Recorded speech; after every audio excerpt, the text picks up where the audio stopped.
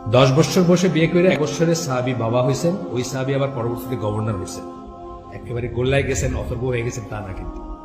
সুতরাং আমরা আসলে বেসিক্যালি ওই যে দিন এবং দুনিয়া যখন আসতেছে, আমরা আখেরাতটারে বাদ দিতেছি, দুনিয়াটারে রাখতেছি, যে ইঞ্জিনিয়ার হবে, ডাক্তার হবে, পড়াশোনা করবে, এটা করে পিএইচডি করবে, তবে দেখা যাবে বিয়ে শাদী করবে। কিন্তু আমার আখেরাত তো শেষ হয়ে যেতেছে এখানে।